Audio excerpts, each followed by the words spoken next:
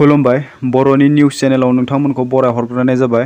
नोंथांमोननि थाखाय आं गोदान खौरां लानानै फैलायबाय। अन्नानै खौरांखौ जोबजासे नायलांदो। गिख्रंथाव जाब्रबथाय दरं आरो उदालगुरि हिमा मरिया लालपुल गिख्रंथाव लामा जाब्रबथाय गंनै ट्राकनि गेजेराव मोगा-मोगि सौग्रावलायनायाव साब्रैया गोब्राबै जोखोम जायो।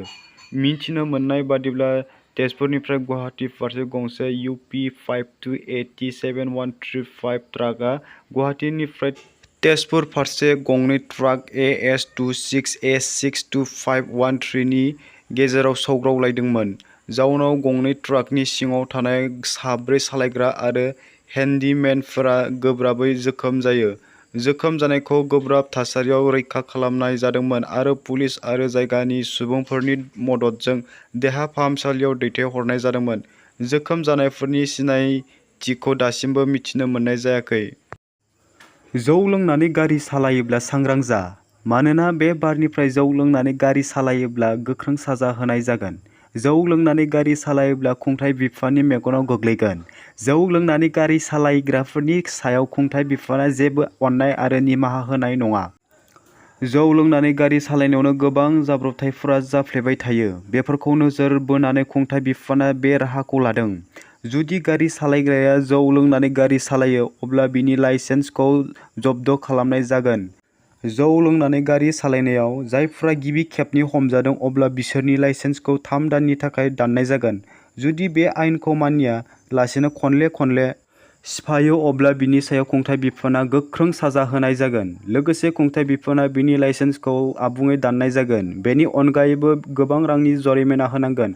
नोंथाङा जुदि जौ लोंना गिबि खेब हमजायो अब्ला 10,000 रांनि जरिमाना होनांगोन आरो खनले हमजायोब्ला 20,000 रां जरिमाना होनांगोन। लोगोसेनो बेनि अनगायैबो नोंथाङा जोबथेसालियाव थानांगोन। जायफोरनाव इश्रम कार्ड दङ बिथांमोनहा दानफायाव मोननो हागोन 3,000 रां। इश्रम कार्ड गोनां बिथांमोननो दानफ्रोमबो 3,000 रांखौ होनो थांखि लादों सरकारा।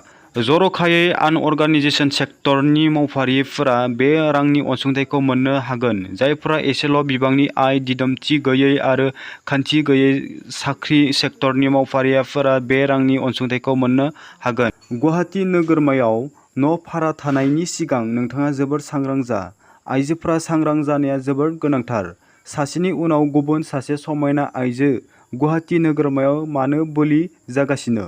बेबादि फिन आरोबाव गुवाहाटी नोगोरमायाव सासे समायना आइजोनि गोथै सोलेर मोनसे भारा न'आव आइजोनि गोथै सोलेर जाथाया गुवाहाटी नोगोरमाखौ गोसोम दागो खालामदों।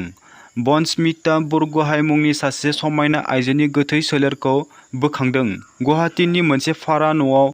शिबसागर जिल्लानि गहाइगावनि बनस्मिता बरग'हाइआ गुवाहाटीनि नोगोरमानि मोनसे इउनिसेक्स सेलुनाव बिउटिनि फोरोंथाय लादोंमोन। बे जाथाया साननैसो सिगां नुजाथिनायनि उनाव दायो बनस्मिता बरग'हाइनि हरखाब जिउ गोमानाय जाथायनि सायाव नखरा फायर होबाय। बबेखानि आंगो फिसाजोनि जिउ फोजोबना लानायनि जाथायखौ गोरलैयै गनायना लायिजों सोरबा बुथारदों होनना बिमा-बिफानि अजद। नखरनि दाबि बनस्मिता बरग'हाइनि जिउ गोमानाय जाथायनि आन्दोआव राहुल आलीया लोब्बा दङ। दासान्दि पुलिसआ बे जाथायनि सायाव गोख्रों संदानगासिनो होनना शिलंआव फोरमायदों। बनस्मिता बरग'हाइ आरो राहुल आलीनि मोजां मोनलायनायनि गेजेराव बेले-बेजे जानायनि जाहोनाव बेबादि इनाय जाथाया जादों हागौ होननानै पुलिसआ सन्देह खालामदों। 133 थि दुरान्ड कापनि ट्रफी दैथिंनाय हाबाफारिखौ लेङाइ गाहाय गबिन्द चन्द्र बसुमतारी आरो एम दावबायसा बर'आ बेखेवनानै होबाय। बिटिआरनि सिङाव उदालगुरिनिफ्राय दुरान्ड कापनि ट्रफी दैथिंनाया जागाय जेनबाय। डिमाकुसि कलेजखौ लुफुंनो थाखाय बिटिआरनि CM प्रमद बर'आ अन्थाइ खाम्फा गायसनदों।